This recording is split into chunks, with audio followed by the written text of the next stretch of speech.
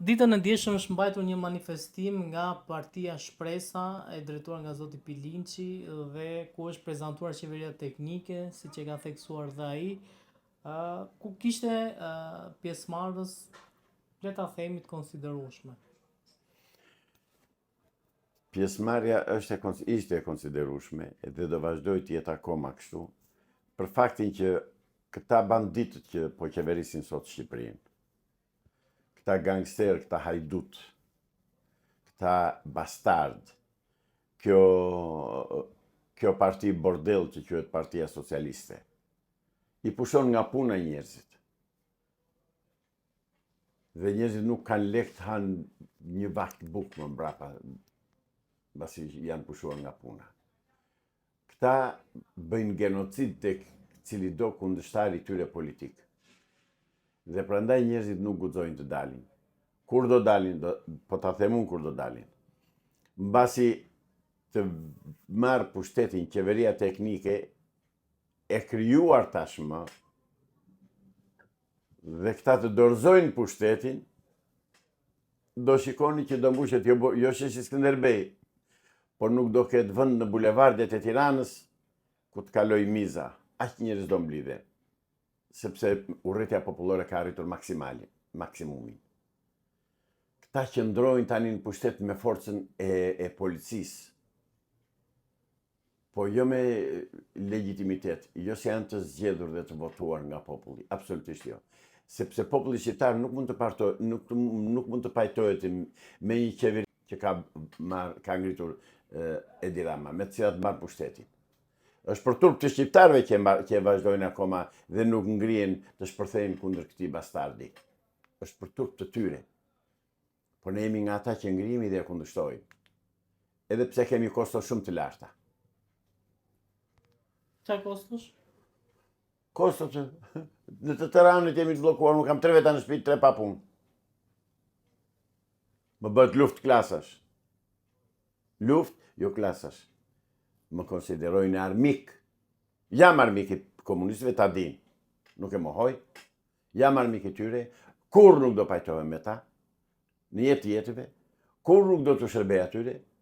Por jam vetëm s'kam që bëj dhe hapërhë janë ata në krye.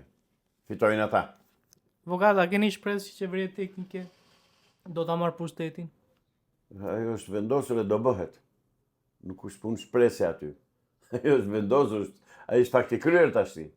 Thjesht janë procedurat dhe koha, dojnë çik kohë. Dje profesor Pullum Pilinçi e pyeti publiku, nuk e di nëse ishit atje apo jo.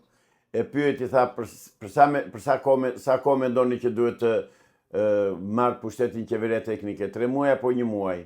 1 muaj, thanë të tërë dhe ngritën dorën një zëri. Që tregon? Tregon që nuk ka më hapësirë për të ndonjë kjo qeveri në pushtet. Dhe po të vërire dje se unë pata fatin e mirë që të paktën një 80% e atyre që ndodheshin në protest, erdhën të tërë dhe më përqafonin dhe bënin fotografi me mua. Se që unë qarë jam unë? Një veprimtar, asë një gjimë shumë.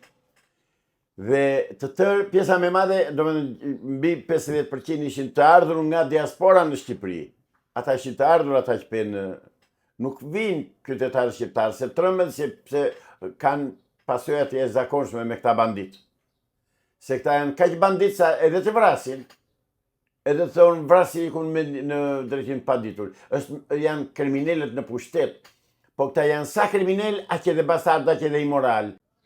Prandaj këta i kanë të tëra zezat. Ne nuk i përmbysim dot këta. Këta po i përmbysim, do t'i përmbysim vetëm Amerika.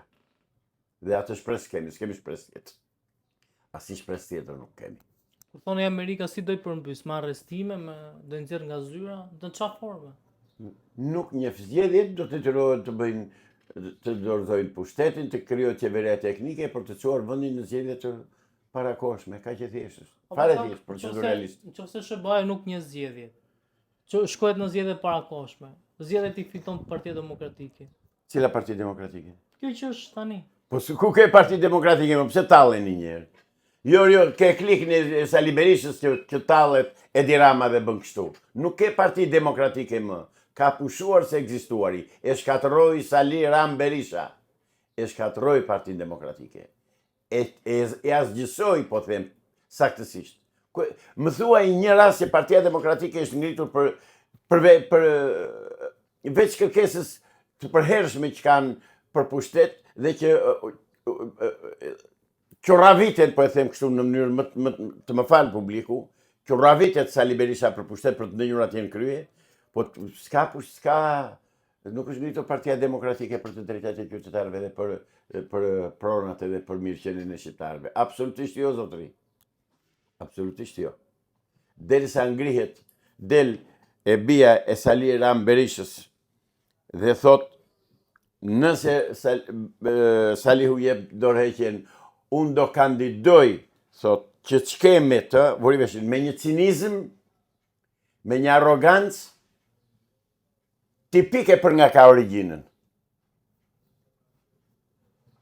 Urdo, unë do të tregoj qarë ka shkruar e qarë ka thënë ajo zonja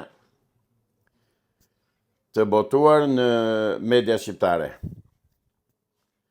Urdo, do të vë para ekranit këtu, para kamerës, shikoj, del mirë, lexohet mirë?